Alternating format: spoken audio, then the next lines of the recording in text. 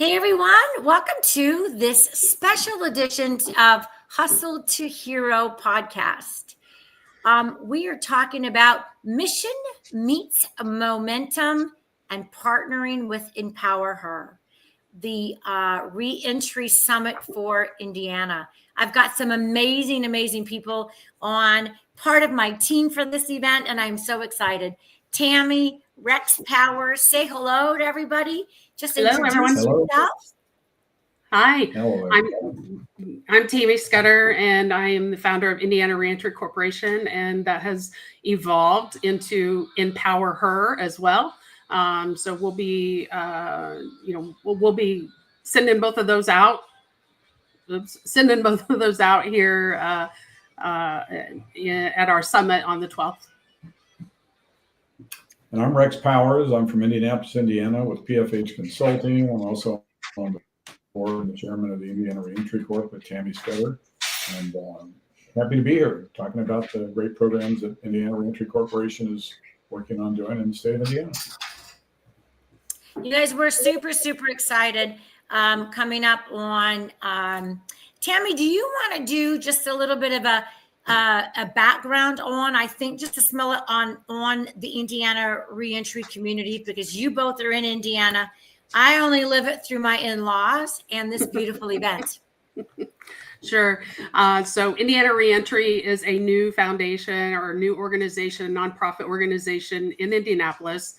And it was founded based on my own experience of incarceration and what resources and services I did not have available to me. And I've created those pretty much over the last year for myself. And in the process, we've also founded Indiana Reentry Corporation, so it can help support on a much bigger scale, not just women, but also men who are in reentry.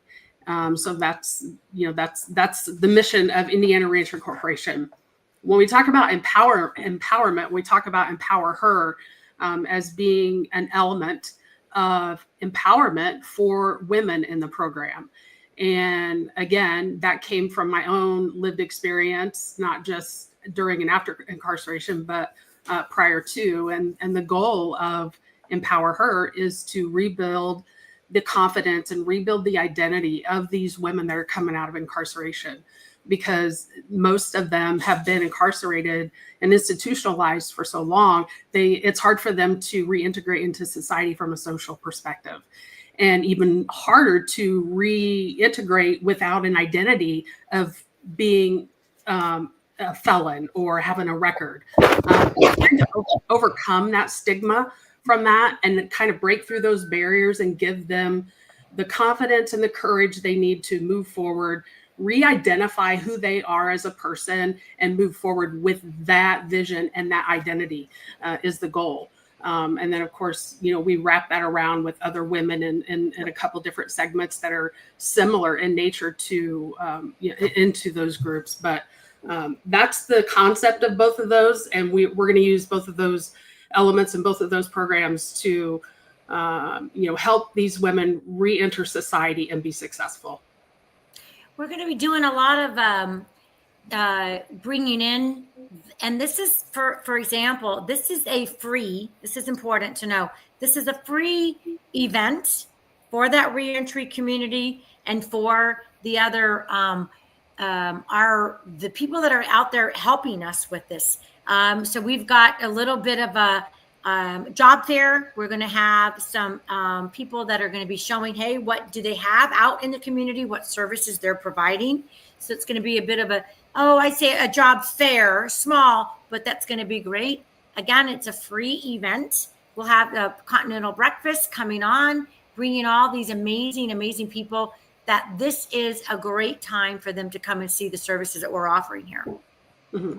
Yeah, for sure. And, this isn't just for those women in reentry. This is for anyone who is an advocate for women, any other woman who just wants to be inspired and be empowered for the day, and allow us to be able to, provide some things to you to raise yourself up to another level, and then introduce you to the women in reentry who need your support and services on many levels and how you can get involved.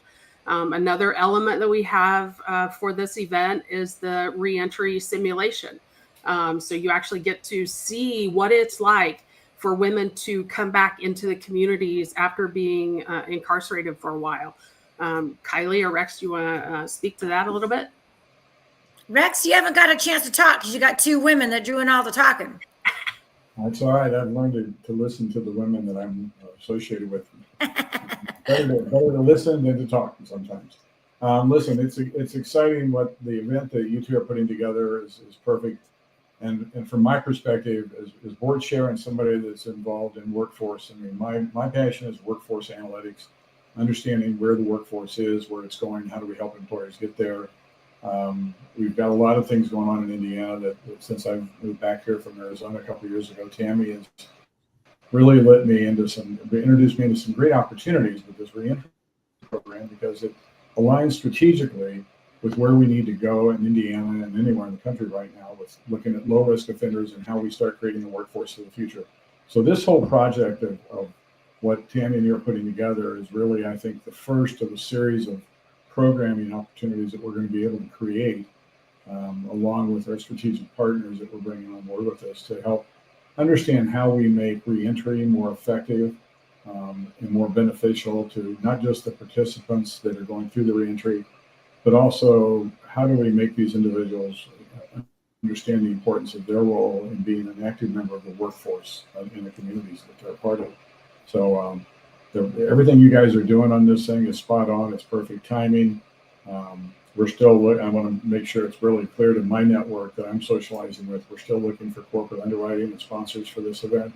So anybody that's interested can reach out to us directly, but I'm anxious to see how this is going to come together. And I think it's going to be the first of many great events that we're going to be able to host at 1610 specifically. Yeah, Tammy and I already spoke. It's like there's so many of the cities in the states that need this.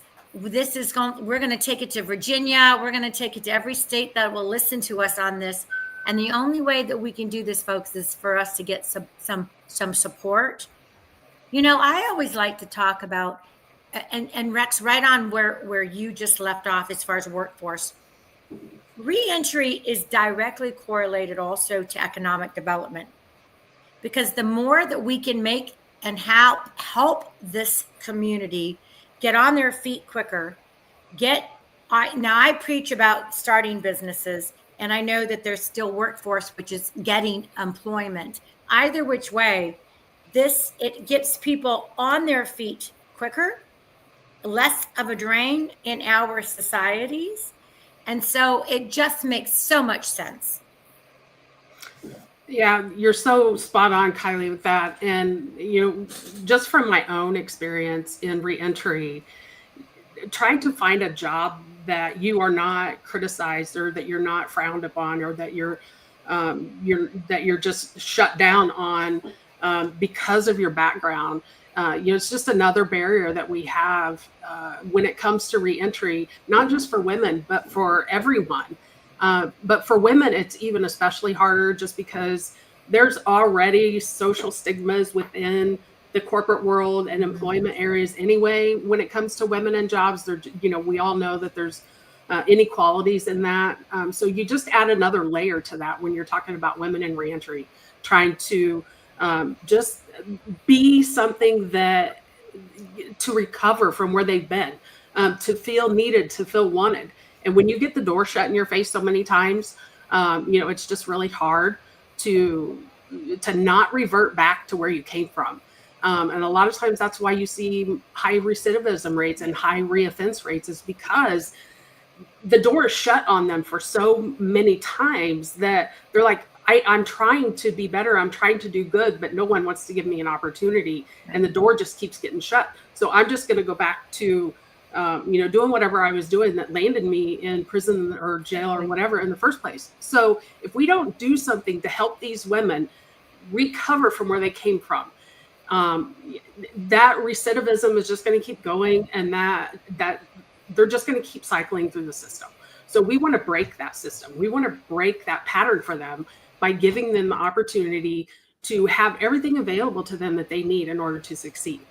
And Indiana Reentry Corporation and the services that we want to provide at that organization will allow them to do that. But it goes beyond that because it empowers them to build their confidence, believe in who they are, and give them the courage to step out on the limb and be authentic about who they are and recognize that they have made a mistake, but also recognize and show the world and show the employment community that I've done a lot to change who I am. I know I made a mistake, but I also know that I'm strong enough that I can move forward, but I have to have people in my corner that are supporting me. And that's exactly what we are doing with Indiana Reentry, with inPower Her, and with Kiley's Business in a Box. We want women to know that going to the employment sector and, working for, employers in the area isn't your only possibility. Right. There are other opportunities out there with being an entrepreneur and doing your own thing. And, we just want to open the doors and help them to realize and understand that you have options and you have help and you have support. With us, that's where you're going to find that. But we also need others to support us so that we can help them. And, more than anything, this summit that we are doing on reentry is more about helping the public to understand and realize what these women go through on reentry. Because if you've not been exposed to it in any way, or you've not heard about it in any way, you really have no idea what barriers that they face. And being a part of this summit will give you the experience of seeing that firsthand, because you're going to get to actually be one of those people. And in doing so, you're going to have a different perspective. I promise you. After it's over, you're going to be like, wow, I did not realize this. And it's going to give you goosebumps. And you're going to be like, how do I help? Exactly, Tammy. And the simulation, you guys, is something special because it's going to put you in exactly what the reentry community, what these women are going to go through from day one. And so it's a simulation. You'll go through it. I will tell you that you are going to come away from this a different person with different understanding of how hard it is and how much that these women need our programs. So it's very, very heartfelt. There's going to be some amazing speakers. We're going to be able to network. And more importantly, I'm excited to share this with our ladies. I want to treat them special. We're listening to them. We're hearing them. We're helping them partner. We want that momentum to partner and to really finally have some programs that work for these people. Here in Indianapolis, and, I'm not sure how it is in other states, but I can tell you that from experience, the reentry programs that we have here in our state, they're either they're not well advertised or well known in the area. But when you're talking reentry programs from the federal level, from the federal government, from people who are in federal prisons and come back, there's one here locally, just one. And that houses both men and women. And I can tell you for certain that the services that we will be offering at Indiana Reentry Corporation when we're finally able to operationalize they go way beyond anything that is being offered from the federal side and the state side. And those offerings and those resources and services that we want to provide, those were created from my own experience and what I know for a fact is not available to these people. If we want to reduce the recidivism rate in Indiana and in other states, we have got to do more as a community, as a state, to make it happen. That includes the local communities at the county and city levels, as well as the state level. If the state level is not fully supportive and behind initiatives like this, they're not going to succeed. And the fact is that they don't they don't have what it takes to see and understand where these people are failing. Or maybe they do, but it's not on their agenda to do something about it. Well, if they did, the recidivism rate would be a lot less than 30%, I assure you. We have a unique opportunity in Indiana. Kiley, I mean, I'm from Indiana, you know that way. I moved back here 2 years ago from Arizona. But with I've got a really diverse background that put me in a lot of different areas around governmental affairs, especially with the disaster response world and FEMA. Ancient history working for the Indiana State Chamber of Commerce 40 years ago. So I understand economic development, workforce development, strategically and at a tactical level. And we're going to be doing some things in Indiana that really align well with this whole women empowerment platform, because we're really trying to build a faith-based reemployment capability in this state that really embraces these low-risk offenders. How do we put them back into the community and create sustainable jobs for them? And we're working with a company that's been in the Indianapolis market for several decades, Talent Logistics.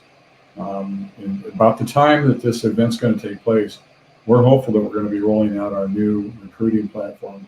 It's avalar.io, and it's a peer-to-peer model that we believe is going to literally reinvent the way that employers bring people in.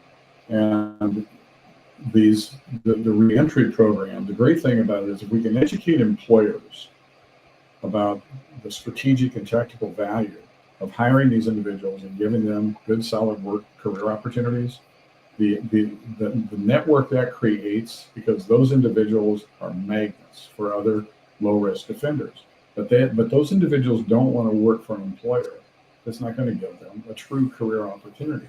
I mean, and that's what we're missing right now, is most of these individuals want more, but they don't have the tools to get it. And the employers are perfectly satisfied using this low-risk offenders as cheap labor. And that's what we're seeing right now with all the private prison.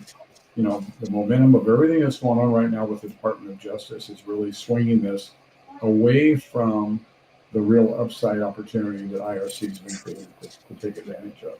So time is not our friend right now. We really need to move very quickly to get these programs in place, because there's a lot of people that are going to be looking for opportunities, and we believe that second chance employment is a huge win for the state of Indiana.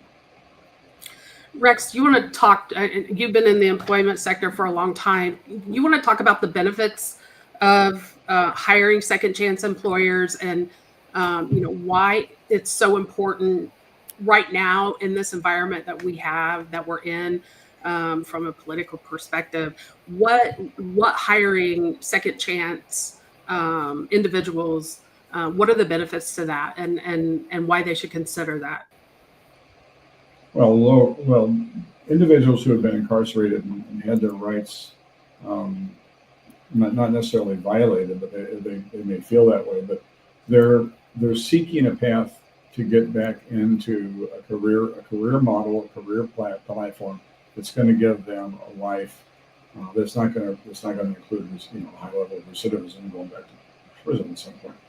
So again, the benefits is the level of loyalty that you get if you bring these individuals in and get them on board and give them a legitimate, career path, and then in KPIs. And this is why peer-to-peer recruiting is so critical, because you can take an individual, and I know somebody, I'm going to endorse that person, but my employer is going to hold me accountable. If I bring somebody to the table that doesn't abide by the rules, then I'm going to be held accountable for that, just like the individual that's violating the rules in the first place. So the benefits, I think, loyalty, the fact that they're generally going to come into a position with a pretty strong passion to excel, because they don't want to be held accountable for not doing the job, and they want to exceed expectations, because that's going to give them that uplift. I mean, it's a way to build the camaraderie with their fellow workers and to establish a good employment record with the company. But the big thing that really, as a country, we need to think about is this administration is absolutely doing everything that the president now said he was going to do when he got into office. So this dilution of the American workforce by getting rid of a lot of immigrant labor, that's going to have a really big impact on a lot of vertical markets. So there's a huge opportunity for us to take these low-risk offenders and literally fill these voids. And it could be in anything from a welder, which strikes home with you, Kiley, because you got a son that wants to be a welder, to a mechanic.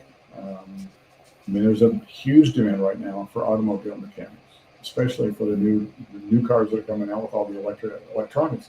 And these aren't your old school wrench turners anymore. These are people that have to have $100,000 worth of specialty tools and a lot of certifications to work on these highly sophisticated cars. So career path opportunities. And the other thing is if you're taking guys that have come out of correctional facilities, I think there's a way to start transitioning, because in the correctional facilities, they still have woodworking shops, metal shops. Right. So there's skill training that we can adapt and then start building a transitional model that takes them right out of that into a job in the free world. It's the population that we're serving, and I always say, I mean, they're creative, right? And they are willing to learn. They are hungry to learn, especially if they can see the outcome. And whether they are looking for a new career move, for example, like you say, welding, let's teach them how to get there.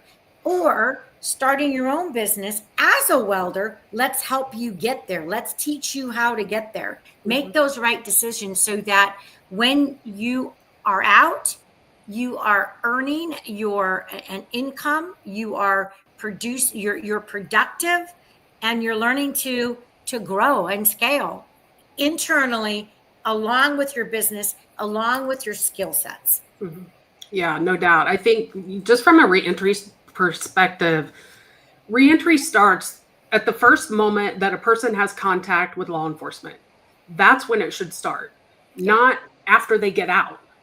And I will say from a federal level, that's pretty much how it happens. Mm-hmm. On a state level, they're much more open to providing programs and entrepreneurship kind of opportunities for individuals so that they are at least somewhat prepared when they come out. But there's still so much more that can be done from an incarceration standpoint, and making those touches and making those efforts and providing those support services to those individuals during incarceration rather than waiting until after the fact. Because when they come out, you want them to succeed. You expect them to have a job. You expect them to pay their fees. You expect them to pay all the other stuff that, that's been demanded of them by the courts, but you don't give them a successful path to make that happen. Right. So they violate, and then you end up sending them back because you've not done enough to provide the support and services they need in order to stay out. Right. So this falls back on the federal government, it falls back on the state government, and it falls back on the local governments. They have to do more to provide the support and the services that these individuals need in order to be successful when they come out. And if they're willing to do that and willing to put forth the effort and the financial backing to help support it, the recidivism rates, and these people would not be reoffending and going back. And I like I said, I am confident that the recidivism rates would drop substantially if they were to do that. Well, and I want to talk a little bit before we just finish up, because right now what we've done is I've got a very big data program that I'm working on so that we, Tammy and I, our programs can show you what is the data that shows this has been successful. And it's not going to happen overnight, folks. It's not. But that data is going to show that recidivism comes down. Our dollars that we're putting toward programs like this will actually prove to be valuable and prove to be successful. Yeah, I think right now, our push, is let's get the funding that we need for these organizations that are trying to help support these people that are coming out of reentry. And if we can do that, I think you're going to see much better communities. You're going to see much more involvement with, with individuals who are incarcerated, and much more support. And, that's our goal, is to help spread that kind of advocacy throughout the communities, so that the organizations themselves are not the only ones trying to rebuild rebuild the lives and help these individuals rebuild and successfully re-enter into the community. This should be a community event. This should be a 100%. community process. And we as organizations and as nonprofit leaders, we have to somehow be able to take that message out into the communities and build that support internally, so that when these individuals go home, they've also got those support systems at home, no matter where they're at. So advocating for sponsorships and for support, I assure you that it goes to a great cause. And more importantly, it just helps us to support these individuals at a much higher level. So Absolutely. Indiana, those of you that are watching here, we would love to have your support for our event coming up on the 12th, which is the reentry simulation event. As far as Indiana Reentry Corporation goes, again, we're trying to raise funds in order to operationalize this organization so that we can help more people. So if anyone is interested in being a sponsor or helping with donorship to help sponsor and mentor these individuals that we're working with, please reach out to any one of us on this podcast, and we'll be glad to have your support. You guys, before we wrap it up, we're going to be putting in the link to the event. We want your support. We want you there. We want you watching. We want you helping our communities grow into a strong community. So thank you very much. And you're listening to Hustle to Hero podcast. Thanks for my guests, Tammy, Rex, amazing. I'll see you guys in a few weeks. Thanks, Kiley.